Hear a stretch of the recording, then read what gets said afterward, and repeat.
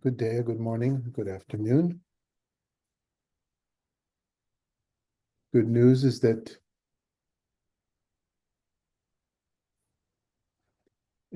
hostages are still coming home. We hope that continues. We hope that phase 2 is implemented, and we hope that some of the other stuff in the air does not cause to more bloodshed and more death and more destruction. Well, that's all we can do right now, is hope and let actions and events take place as opposed to words. So we leave those words, those particular words, coming out of Washington and other places, to come to the words of wisdom, the words of the feminine version of wisdom, Chochmot, or Chochmah, as we've met her in many different ways. She spoke for herself in the last 2 chapters before today, which was a change. Today we're ending the first unit of, got that feedback again. Oh. Okay. We're ending the first unit of the book of Mishlei, the first 9 chapters, and which are wisdom attributed to Solomon coming into another group, which I think scholars might feel is more historically or is more ancient than the ones we just went through. Remember always that the fact that something appears earlier on in a biblical book doesn't mean that it's earlier in age, of course. And I'll have more to say about next week's the longer section from 10 to I think 21 or 22 that we'll be beginning next week. But now we're back to a description of Lady Wisdom, the feminine wisdom, but also Lady Folly, the kind of the antithesis of wisdom. And the two are juxtaposed here. They're compared. So it's kind of the first page is Lady Wisdom, and a lot more detail is given to her as opposed to Lady Folly, who we'll get to in a little bit. Before we go on, were there any comments or questions about last time?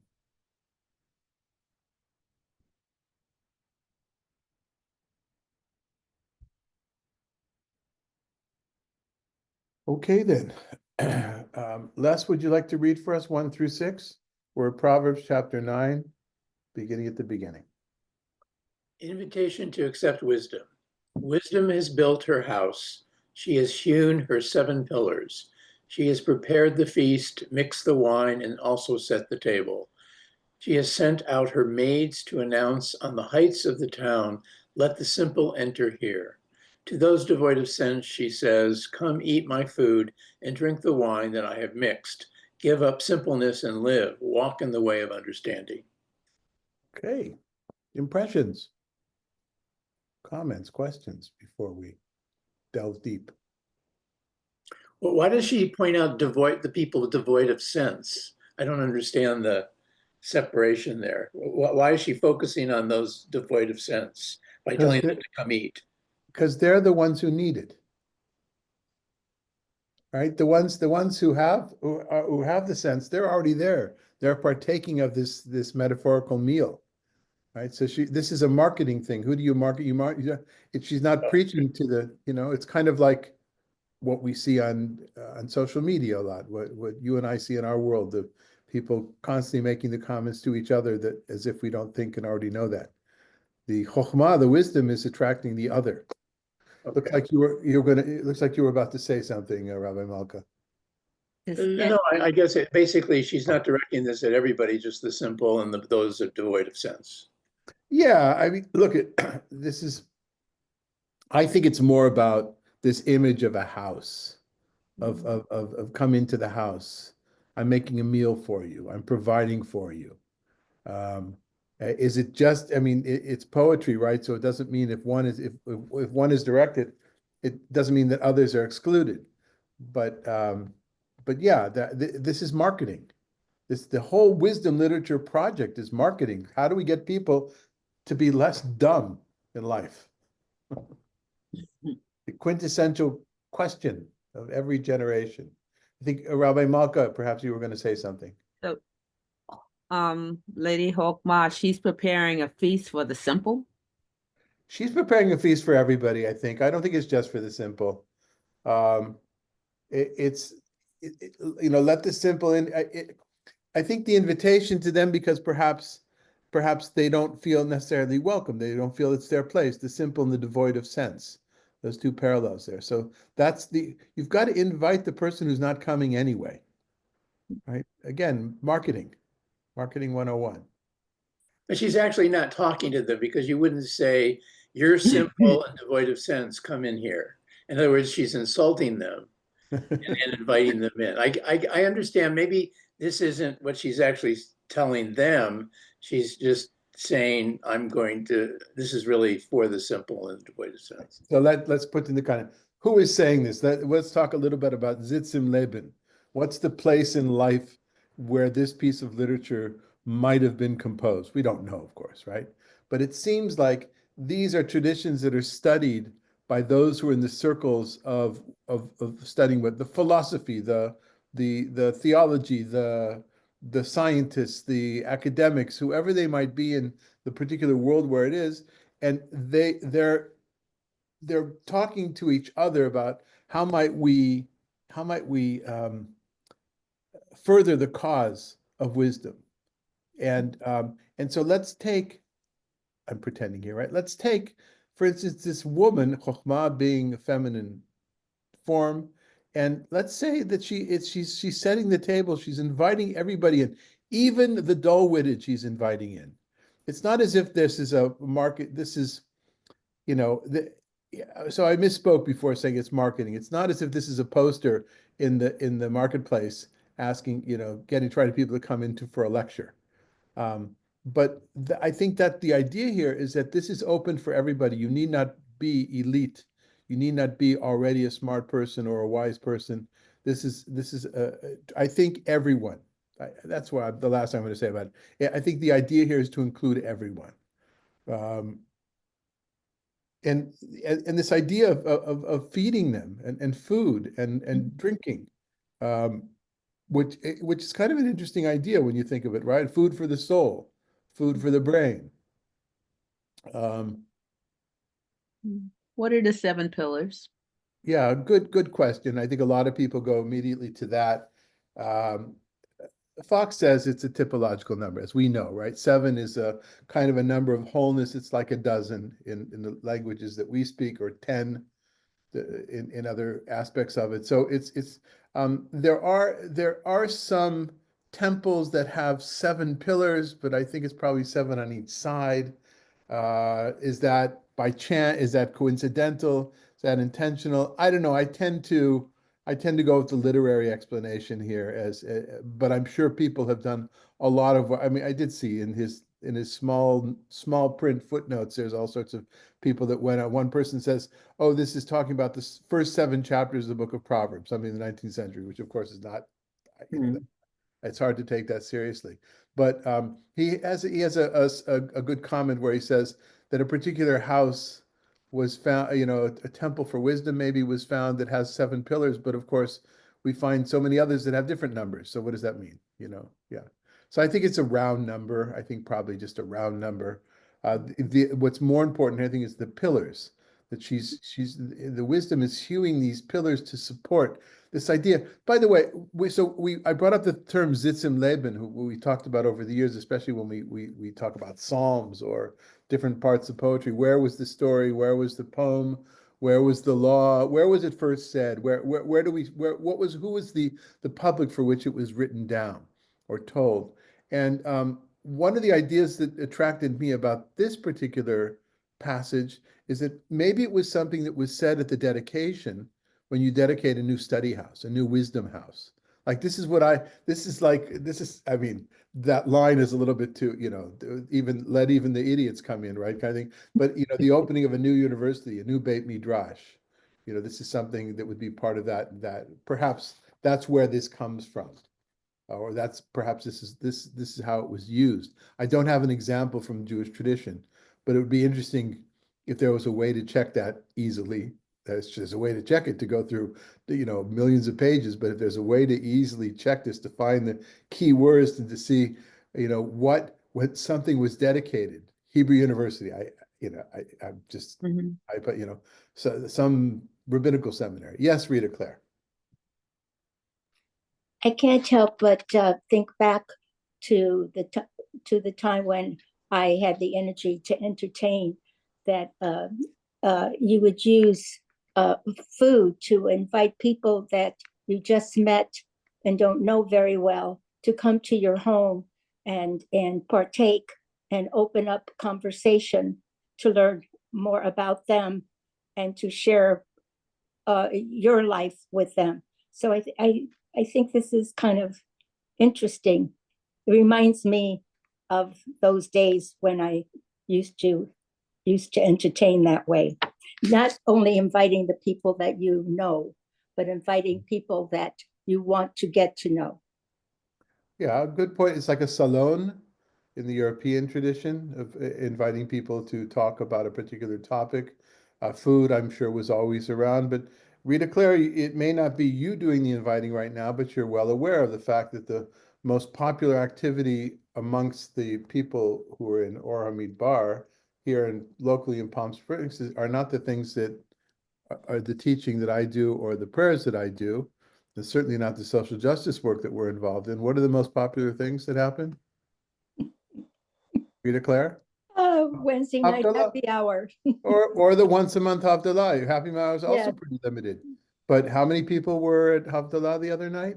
I wasn't there, but there were a lot of people. We had a very small group last Wednesday because we went to some place that was not familiar to most No, people. but I'm talking about Havdalah at a particular Oh, house. Havdalah. Oh, Yeah, my yeah. goodness. Oh, my Right. goodness. There was at So least, that a lot of that has to do with, we don't need to go into names. A lot of it has to do with Yeah. food. A lot of Yeah. it has to do, and I will add, a lot of it has to do with free food. So yes, that is certainly, every project that you do, that you apply for in the Jewish world, it's certainly expected that a budget line is going to be food, right? And you'll notice Yep. in Orchid Bar, I've tried to get away from that. Therefore, we don't really have oneg or kiddush. Rarely we have so, and we don't serve the food and Jews do the blues. We're in a situation where people can buy booze, and that's how we get the place for free. But my goal in life is to cut through this marketing ploy and to have people come for the actual wisdom in this case. Now, I'm not saying I'm terribly successful, but it's kind of, it's my own. So you're in opposition to Lady Wisdom because she sets a table and she puts out wine and she wants Mhm. wise and the simple to come. Absolutely, She has absolutely. a plan here. That's what I think, that having food is always a draw. Yes. Oh, yeah. Okay. It would be interesting to see part 2, part 3 of this particular scene. What happens when the house is open, the food has been shared, the wine has been shared, and then the people leave without listening to the lecture, or they sleep during the lecture. That would be my. I was just going to say one more thing. I always Sure. felt my own family situation, that the family that ate together stayed together. Yeah. Mm. So there's a good connection between wisdom and food, and also the fact that wisdom, as I mentioned, wisdom is the food of the soul. And I think that has to do with the symbolism here as well. In the ancient Beit HaMidrash, did they have food? Or I did don't they? know. I don't think so. Can't remember. I don't know a lot of stories of the Beit Midrash, but I don't think food has ever been part of it. They may share food at a table. There's halachot, but it's interesting. The food aspect of bringing people together, of course, is a major feature of the Gospels, Mhm. right? So that's an interesting thing itself. And of course, the Seder, right? The ultimate sharing of wisdom, the annual ritualized sharing of wisdom is the Seder, where let's not forget that the food is a part of it. Again, it may be secondary part of it, but still very much. Just one more aspect. One at a time. Wouldn't it be food for the soul? Yes, very much so. Right. And so human beings don't live on bread alone, kind of a thing. Yeah, Let thank you. all who are hungry come and eat. Yeah. One more aspect, I think, especially in Jewish cultural tradition, food is sort of a symbol of love in a family. Mhm. And I think that when I think about the Friday night dinners we had when I was growing up with my grandparents, that it was sort of the family showing love, and especially the grandparents feeling that they could show love for their children and grandchildren through food. Right. I don't know that that's a uniquely Jewish thing, right? When we think of Sunday dinner, Sunday lunches, dinners in some Christian homes or Thanksgiving, etc. Yeah. Or dinner every night. And look at Sopranos. One of the funniest thing I've shared with many of you recently. I rewatched Sopranos. Hadn't seen it probably since it was done as it was shown, and found it to be so insightful, so brilliant in so many ways about the human condition. But food, I remember watching in the beginning. Food in every episode there was food. There was some. He's constantly with his food. And it's so funny, this deadly this mafia family where the guy is ruthless and a horrible human being, and yet the Sunday dinner is very important for them to sit around. Mhm. Yeah. Rabbi, speaking yeah. of Sopranos, having been in the industry, that's one of the things that they use to get the crew and the actors to show up and to Mhm. stay, and to do a good job. Is there's always free food on the set. It's the Mhm. When the bagels, food is a prop, it's consumed. and it's a huge budget item, right? It is a huge part. Yes. As Richard would know. Yeah. Okay, I get the hint. I get the hint. We'll upgrade. Sasha, you hear that? We have to upgrade the kiddush that we have when we have in There is one movie I have to mention that I don't know if people have heard of. It's called Tortilla Soup. It's about a father he's a chef, and he gets his kids together every Sunday, and it's important. They have to show up every Sunday, and it just opens up conversation. And I know in my own family, I always had an open invitation on Sunday. They if they couldn't come, that was fine, but it was open. I learned more things that Sunday.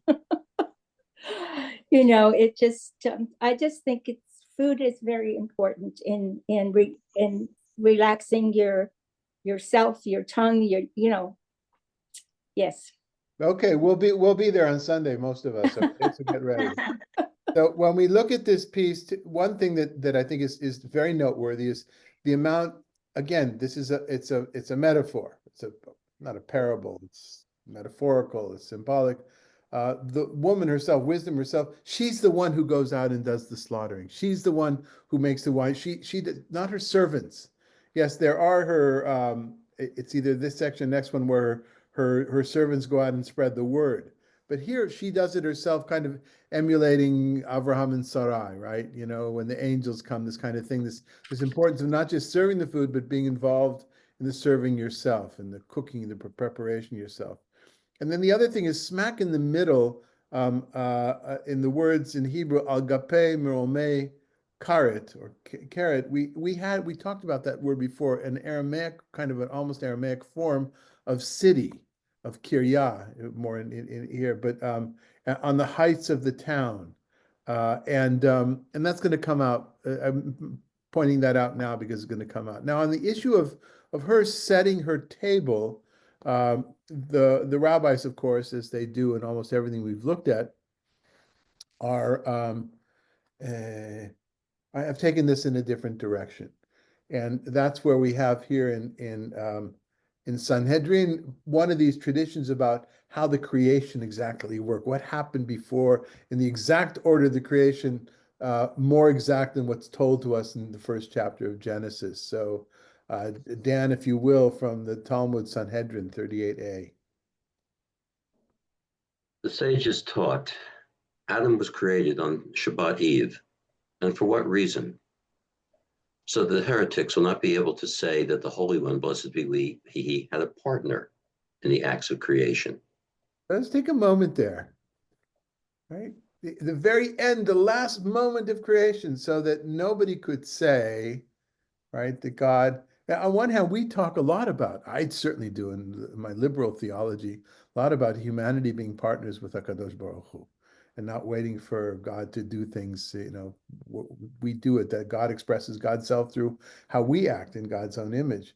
But in the strict, there were those that would say no, because that lack of a definite line and division between the godliness and humanity, which exists in other cultures around, in Greco-Roman society, right? Human beings that become, not just there, but they become gods. So that blurry line between humanity and godliness, or godness. So that's one thing here, but we're going to see, if not, we're going to see something even better. If not here, maybe, yes, in this one here. No, anyway, let's go. Let's keep that in mind, though. That idea of creation. Go ahead. Before going on, because it counted this elsewhere, is this an anti-Christian polemic? I don't know. Look at the sages taught is Tanu Rabbanan, which indicates that it's an earlier tradition from the first 2 centuries of the Common Era. I want to go into, I don't know, I don't know, but it could be, it could very well be. Yeah, it could be, especially if in light of John, chapter 1 of John, I was there from the creation, right? It could be, but But still what is I- Hope's mom yeah, right. at the Very, beginning very of, right? good point, written hundreds of years beforehand, right? Mhm. What I've kind of learned over the years, Dan, is when I was at university, I remember we're always looking for polemics. Everything was what's a polemic with what, and I was nourished by the scholarship that was being done, and I think Yair Zakovich had a strong connection with what is. He talked a lot about the pulmus, the polemic between different traditions. And then what I learned recently, or last few years, when I was reading Annette Yoshiko, I think is her name, Shaul Magid's wife, her books, her writings about the early church, and there not being a definite, um, uh, distinction between before and after, when Christianity left Judaism. It was a process of hundreds of years that we've talked about before. And at a conference, I was there and I heard her speak, and she said, this running after polemics, it's kind of a guy thing, she said. It's just us women were less concerned with polemics. Now, I don't know that to be true or not true. I'm just reporting her comment, but it struck me as maybe I also am looking too much. It's sometimes an easy way out. Instead, because it assumes that what we know are all the things that were there. But what if there were 300 other voices talking about the same thing? Then it's no longer, and a spectrum that is no longer one view against another view, right? In the way that we see it from a distance. And I think the more voices that I learn and I hear, I'm less prone to seeing the connection one to one. That's kind of what I'm saying. Is that clear, or that makes it messier, Dan? Well, actually both, because reality is, it reminds us the reality is messy, and there isn't just a simple dialogue going on. Yeah, I think what we could say, a though, lot of voices. this tradition could certainly be used as a counter argument to the tradition that Jesus was there with God when the world was created. Or it could be Gnosticism too. Right? Yeah. Mhm. Okay, so, but now you have to go on. Alternatively, so that if a person becomes haughty, God can say to him, the mosquito preceded you in the acts of creation. This is what I was looking. In other words, not only did humanity, and by the way, when it says alternatively, that means that this is the act of the editor bringing in, collecting different traditions that explain why God created humanity the very last day of creation. So the converse or inverse, the other side of Adam not being involved in creation is that, but you know who was created before you? That mosquito that you hate so much, right? Now, Richard, you know that I owe you, and I've owed you for almost 10 years now, a lecture on dogs in the Jewish tradition, but I think I have enough to put together on mosquitoes in the Jewish tradition as well. So, but we'll do dogs before we do mosquitoes. Maybe it'll be, um, Well, common. which came first? Was it the mosquito or the dog? Say it again? In creation, who came, did the dog come before the mosquito or? That's a good question. We have to look into further literature about, I don't know if the dog is mentioned in the creation story. There Not had that I to can be the see. dog before the flea, though. Well, that's a philosophical question. That's like a chicken and egg question. Exactly. Probably the mosquito came first, right? Because when the grass of the fields were created before the mammals, before the land creatures. Yes. Oh, before the dogs, you mean? Well, Mhm. yeah, if a mosquito's like a bird, yes. Mm. Or a creepy crawler, right? Okay. Anyway, but this is all very fascinating, everybody. But let's get back. But I love this. I love this little quip here. You are less important in many ways. It's when one of the best interpretations, and probably not the contextual meaning, but when using the we, the plural we, the singular plural, the first person, First person. I got it right now. First person coming. The first person, plural, Plural. as Nase Adam b'tzalmenu kidmutenu, Mhm. shall we create? And the different interpretations. One medieval interpretation is the royal we, and the criticism against the royal we is that we don't have that not only in Hebrew but in any Semitic languages. There is not such a thing. That's in some European languages. There's a royal we. The simplest meaning, or the classical rabbinic text is God is asking the angels, shall we create God in our image, etc. A early critical biblical understanding of that from the 19th century onward, perhaps even before that, is that God is, I think probably just from the 19th century, is that God is speaking to the other demigods, the little gods, before God was the only God. And that's how ancient this story would be, perhaps. But my favorite interpretation of this is that God asked the rest of creation, right? So what do you think, guys? What do you think, Mr. Mosquito and Mr. Rock and Mr. Pebble and Mr. Molecule, whatever, do you think, what should we do? And I love that interpretation because it does bring about, if you tell the story that way to children, I think that's a way of them understanding that it's not us in charge here. It's not us who own. We're stewards and not owners of the creation. So that's why I like this one-liner here. But let's go on to another alternative. Alternatively, in order that he enter into the mitzvah of observing Shabbat immediately. Right? If Shabbat is all important, then let's get to it right away. Right? You created and boom, Shalom Aleichem. It's echoing on the loudspeakers and the candles are there to be lit. Okay? Alternatively, he was created on Shabbat Eve after all the other creations, in order that he enter into a feast immediately, as the whole world was prepared for him. Continue. This is comparable to a king of flesh and blood, who first built palaces and improved them, and prepared a feast, and afterward brought in his guests. As it is stated, wisdom has built her house, and she has hewn out her 7 pillars. She has killed her beast, she has mingled her wine. Oh, he's just repeating what we just read. Right.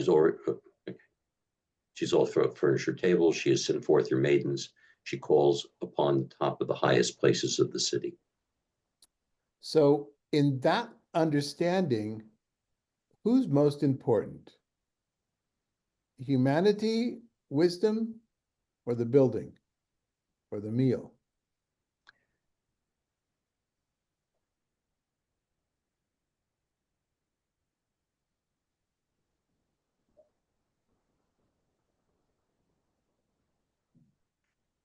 Let's- Go all ahead. of this preparation is for the guests, and it's the guests who are important.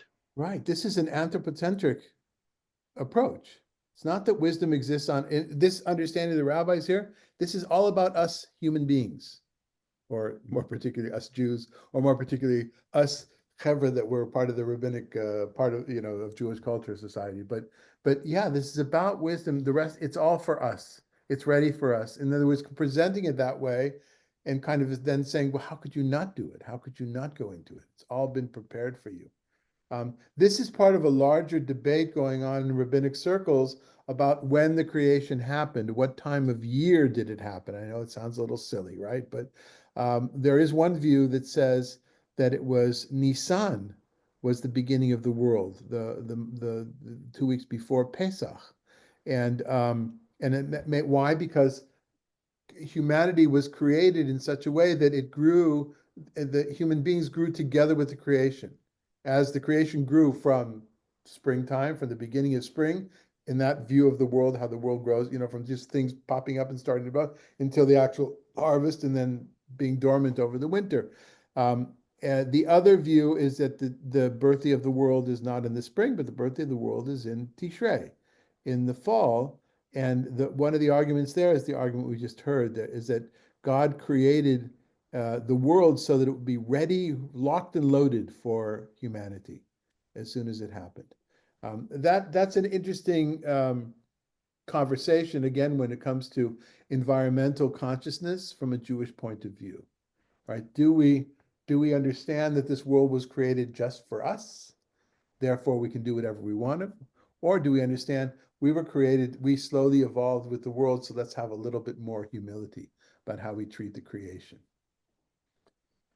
Sharing with you some of the things that I was working on since the 80s, and certainly in my early rabbinate in the 90s, when I wasn't yet dealing with human rights issues. I was more dealing with environmental stuff. In my first congregation, it was less controversial and easier in that way. I say now.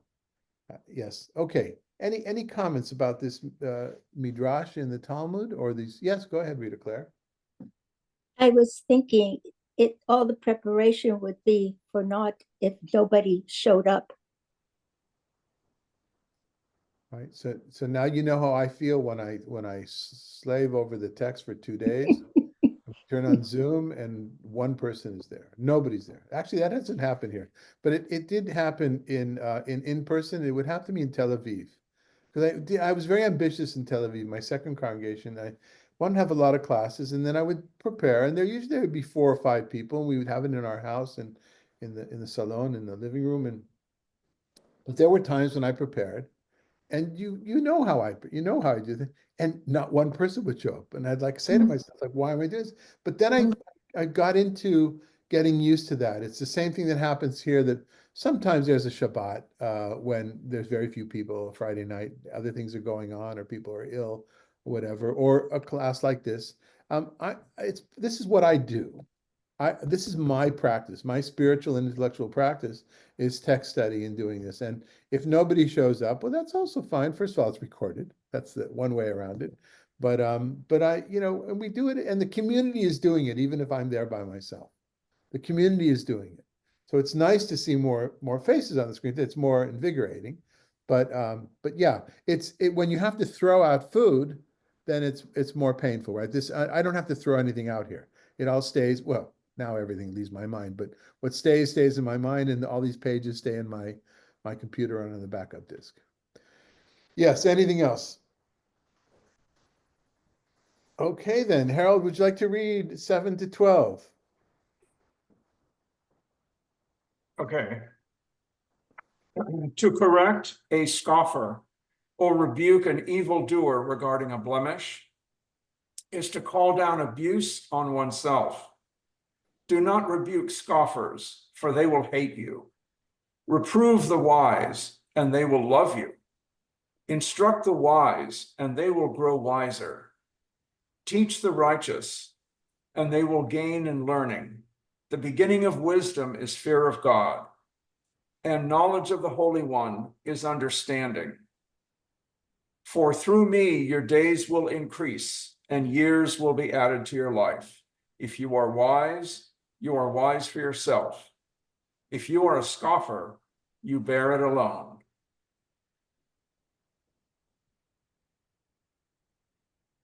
A little bit difficult for us to follow. The first part I think was easier.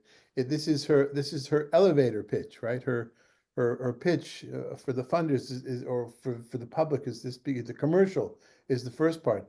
Second is like it's in bits of the back and forth between, arguments you might get, why people won't come into the house, why they're not going to sit down to learn, what you have to learn.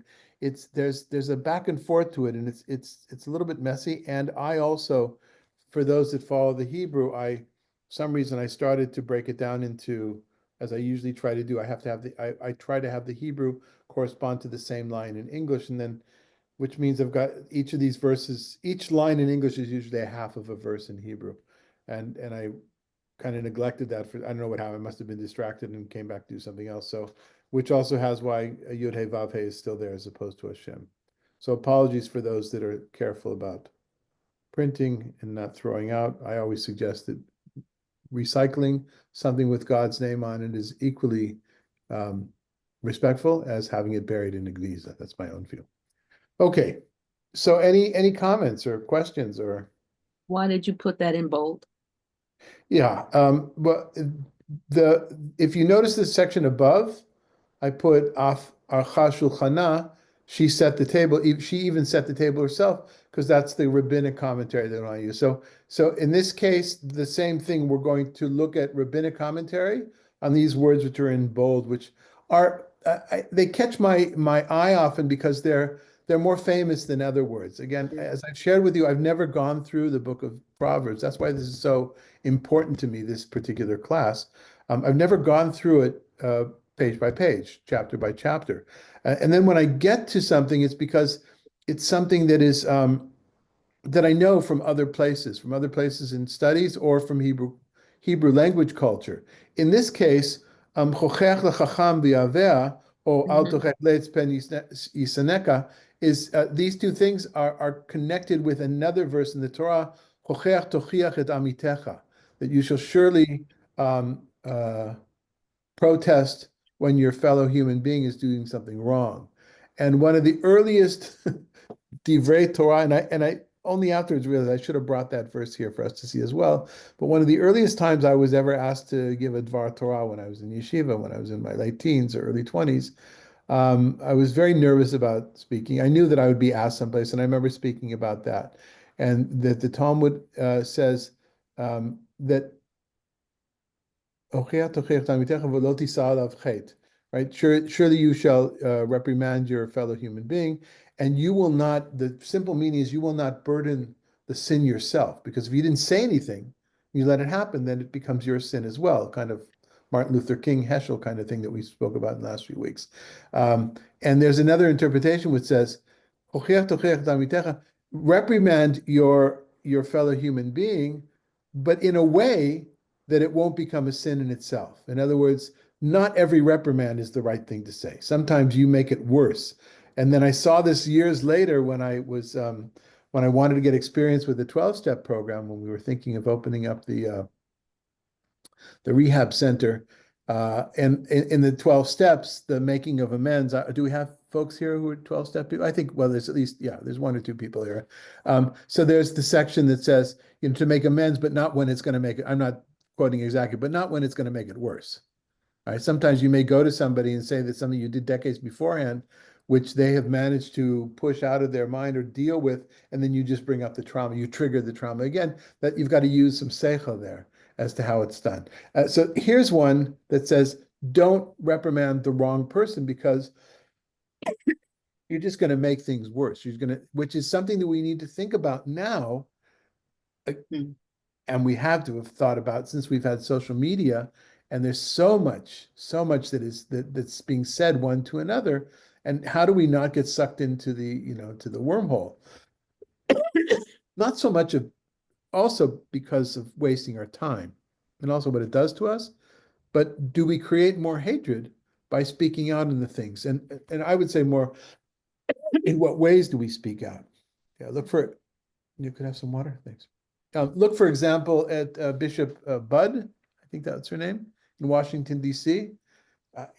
Someone like me, many of us saw it and we say, what compassion, right? To focus on compassion as opposed to calling out the president and the administration saying you are horrible people, whatever. But how about please consider please pray, for the compassion.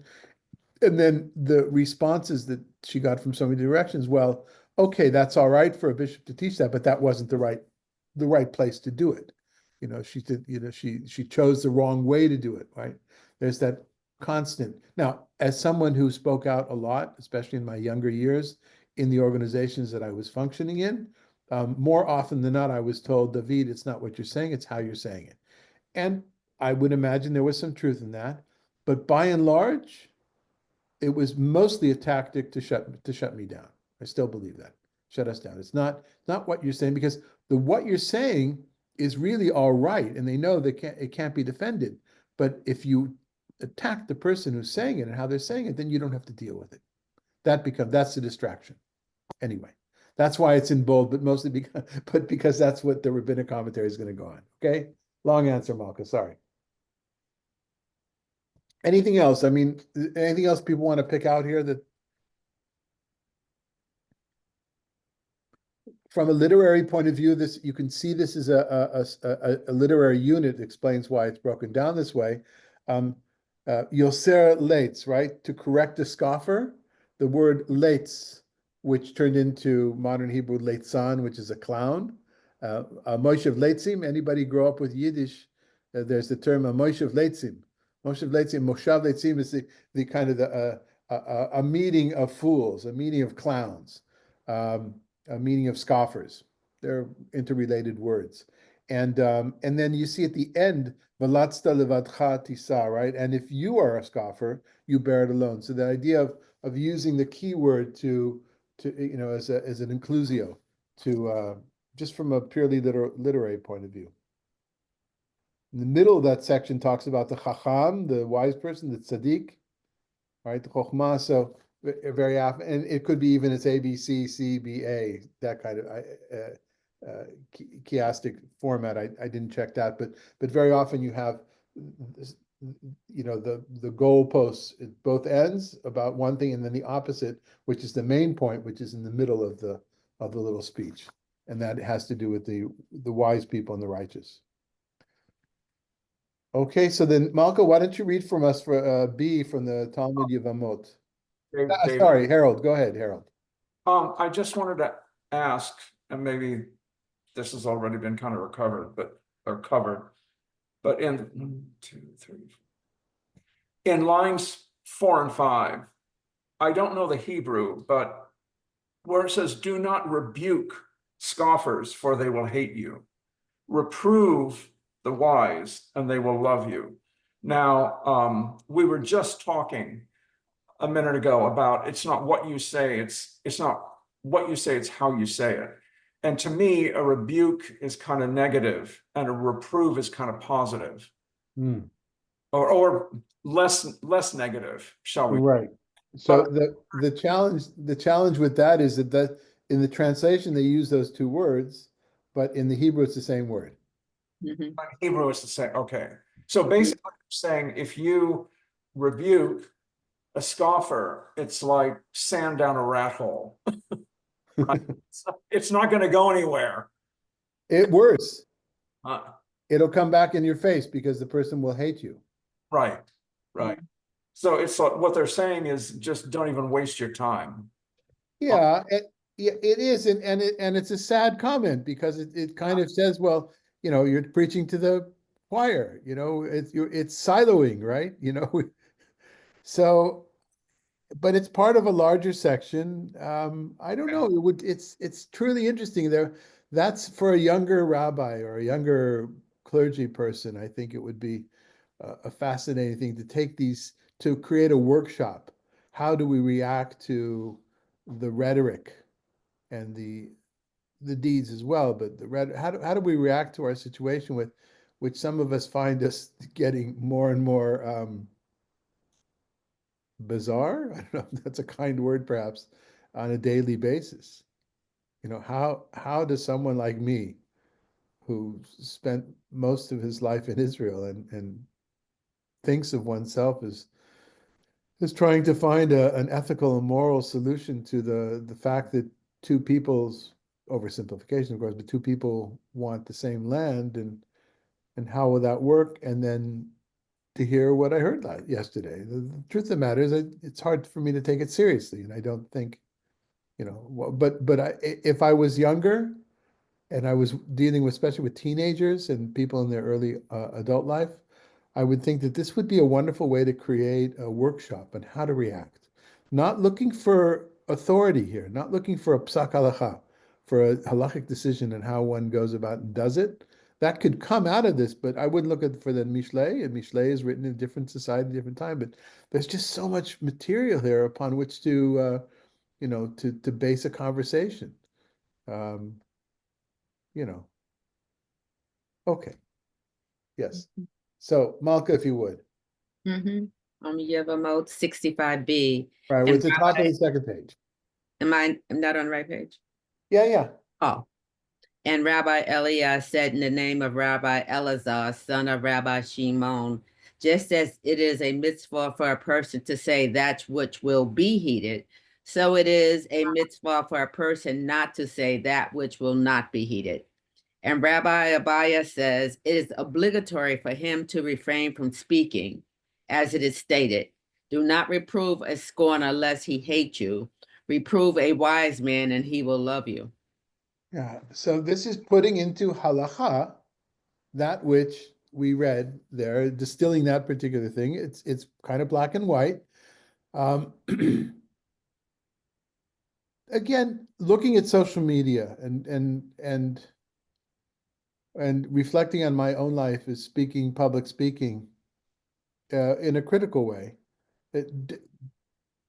Did I need to say all the things that I said to people, for the sake of being right? Again, each of us can reflect on how most of us or many of us are on social media. I personally decided not to go that route anymore. If there's people who are already committed to some sort of process, then I'll make those comments to them. I do it more, I think, privately, other than to Richard. I always rebuke him publicly, but that's the rules. I mean, Richard made me promise to do that when he started to be Well, the rules are rules. yeah. But it's yeah, so this is a halachic approach, which is where I wanted to go with this today. Each time I have kind of a sub agenda. I want to see, so how did the rabbinic world, not just in the time of the Talmud, but in the Middle Ages or the late post-medieval, from the 16th century, how did this turn into halacha? That's kind of my goal here. So if you would, Rabbi Malka, we go on now to the Shulchan Aruch. The Shulchan Aruch, many of you know, is Rabbi Yosef Karo, 16th century Tzfat. You may know the story as well, that he was, the generation before was, a book was published called the Tur, the Arbat Turim, the four pillars, or the four columns about four aspects of Jewish law, which is very wordy. And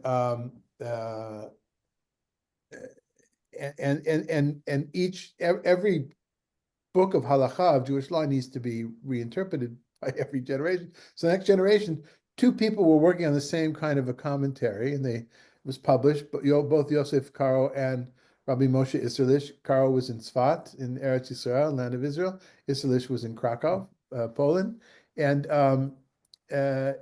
they have their debates in this very long commentary, and then both of them independently, if I remember my history correct, decided to publish a shorter guide to what would be more approachable, usable, user-friendly to Jewish folk, in giving them a guide or a set table.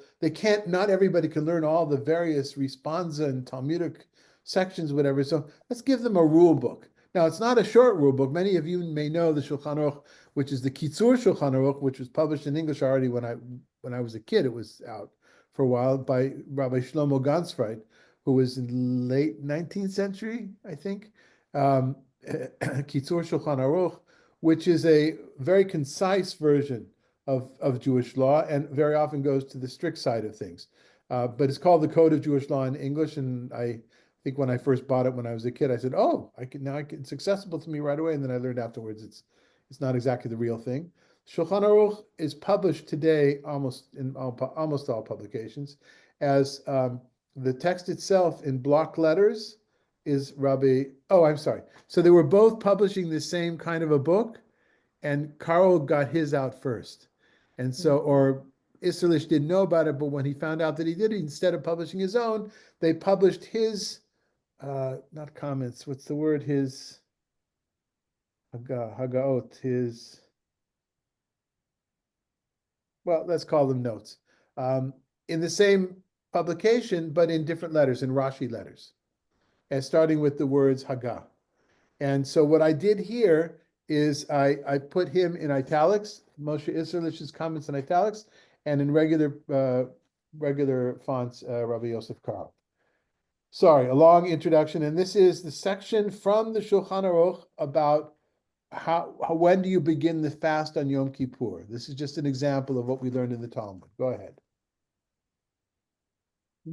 One eats and stops eating before dusk of Yom Kippur because one must add from the profane to the holy, i.e., from the weekday to Yom Kippur.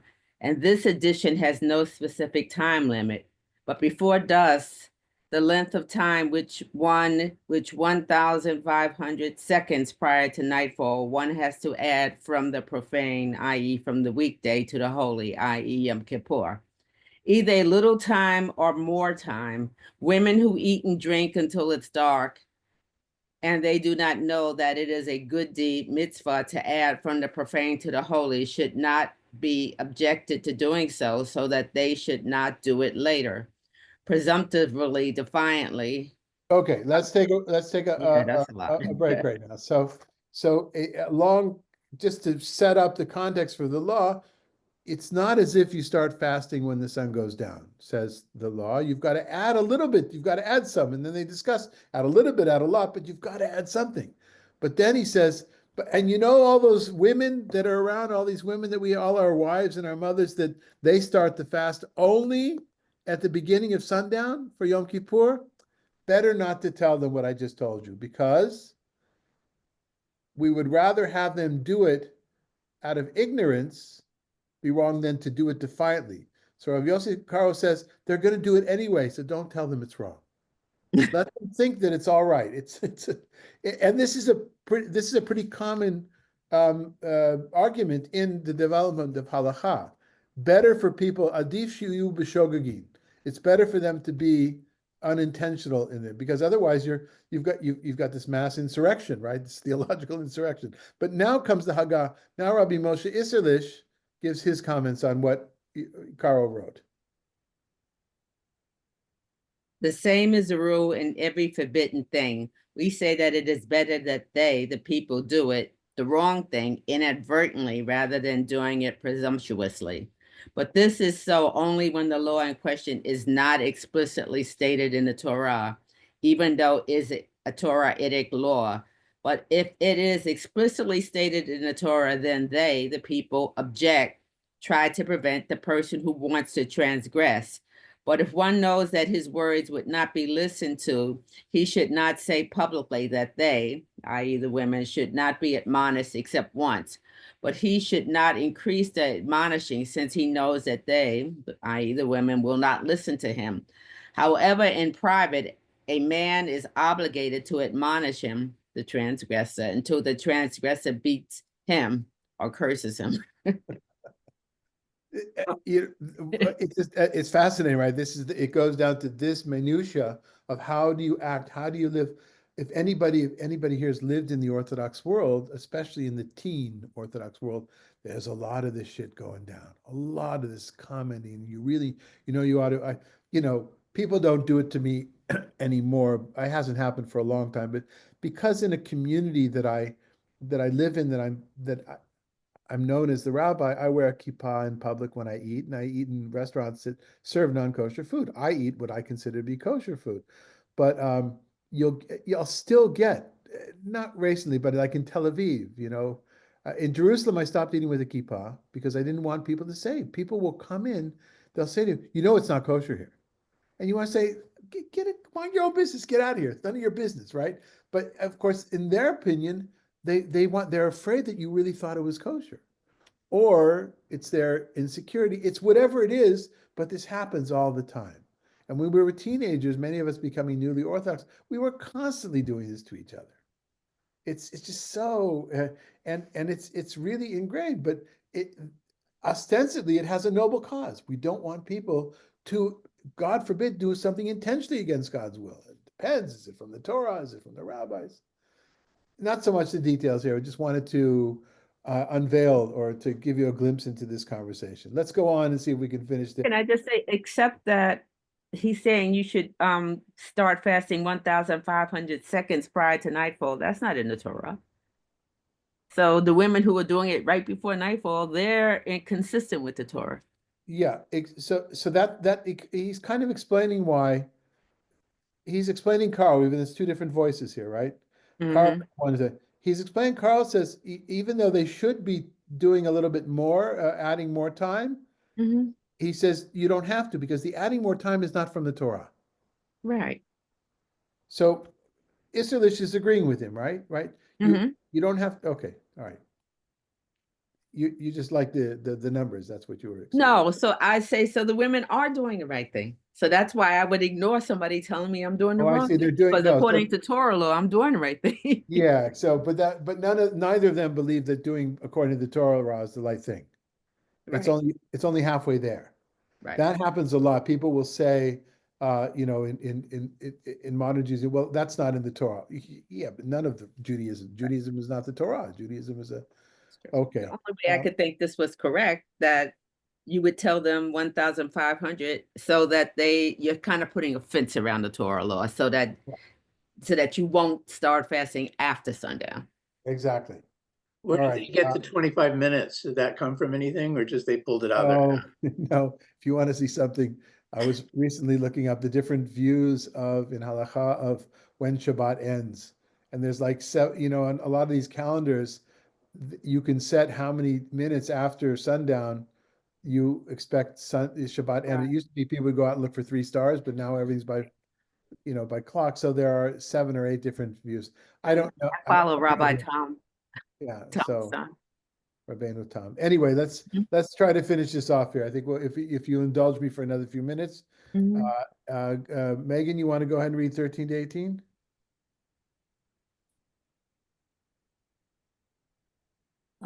The stupid woman bustles about.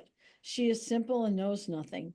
She sits in the doorway of her house or in a, sorry, it's just so mean, or on a chair in the heights of the town, calling to all the wayfarers who go about their own affairs, let the simple enter here. And to those devoid of sense, she says, stolen waters are sweet, and bread eaten furtively is tasty. He does not know that the shades are there, that her guests are in the depths of Sheol. Okay. This So is this is, interesting. I'm sorry? I was going to say that I've been when we think of Lady Wisdom and all of the women wisdom inviting this in, and in the parts that are admonishing the boys to stay away from the women who will lure them into evil doing, it shifts from the metaphors from the evil woman luring to the wise woman luring. So I guess you have to figure out who's Right. So the luring and the seduction is not the problem. It's who's luring and who's doing the seducing. Yeah. But this now is the counter example. There was Lady Wisdom, now it's Lady Folly, if you will. stupid. Yeah. And not that there's a well-developed image here of Lady Folly, and this is really the first we're hearing of her in this way. But it's for the use of this particular chapter. Is to show it's kind of like she's a straw woman in many ways, right? It's like, and it's the details are so much less, they're so much less colorful than they were about Lady Wisdom. The two things that came out to me in the second and third and fourth lines are V'yashva lefetach beita, she sits in the doorway of her house like another example of where a prostitute sits in ancient Near East. One was at the crossroads, in other words, is the doorway of the house. And then also the next line, Al Kisei Mirome Karit, or on a chair at the heights of the town, and that connects us to she sits in the same place as Lady Wisdom. So in other words, it's exactly what Megan brought up. It's the seduction, the urging is there. You just have to know which one to follow. One might say that about all advertising. And then finally, the words "maim gnuvim yimtaku," that stolen waters are sweet. That's an example of when I read it. That's a common phrase in modern Hebrew. People use that. That's a niv, an expression that's used, and usually it's referred to in Midrash as having to do with sexual issues, as it is in this final section from Babylonian Talmud from Sanhedrin. Go ahead, Dan, and read the last passage for us. Rav Yehuda says that Rav says, There was an incident involving a certain man who set his eyes upon a certain woman, and passion rose in his heart. And they came and asked doctors, who said, he will have no cure until she engages in sexual intercourse. The sages says, let him die, and she may not engage in sexual intercourse with him. But if the woman was unmarried, let the man marry her. However, his mind would not have been eased. As Rabbi Yitzchak says, since the day the temple was destroyed, sexual pleasure was taken away from those who engage in permitted intercourse and given to transgressors, as it is stated, stolen waters are sweet, and bread eaten in secret is pleasant. It's an interesting twist, right? As we would think the hypothetical case. This is in a fascinating section of the Talmud in Sanhedrin about what are the things that you must allow yourself to be killed for instead of doing them. The three cardinal sins of murder, idolatry, and adultery. If somebody says to you with a gun, either murder that person, I'll kill you have to allow yourself to be killed. Somebody says, sleep with that married woman, commit adultery, or I'll kill you, have to go ahead and be killed. And the last thing about idolatry. So in the framework of that, so the Talmud in the Talmudic way of debate says, okay, well, that's a married woman. Of course, he should rather die, right? These hypothetical doctors were always saying, us guys are saying, hey, I never had a doctor like that. And then he says, yes, okay, but what if it's a married woman? That an unmarried woman, then let him marry. They'll be all right. Then he can, he'll survive. And then the rebuttal to that is, no, that won't quench his thirst. It won't work because what he really wants is that which is forbidden. And that's an interesting thing for us to think about in the week to come. What are the things where are our greatest desires and where does that stand? Obviously, the doctor was a psychiatrist. Yeah, it does. Yeah. Yes. That's a sad commentary too, that sexual pleasure was taken away from those who engage in permitted intercourse. That's sad. It's sad for at least Rabbi Yitzchak. Maybe it makes sense. Maybe Rabbi Yitzchak had a rather sad sex life. It's hard to know. All right. Well, thank you all for being here, and see some of you tomorrow, weekend, and Shabbat morning. We won't be gathering for study this week. Got something else, and then I'll see you next week. Thank you. Thank you.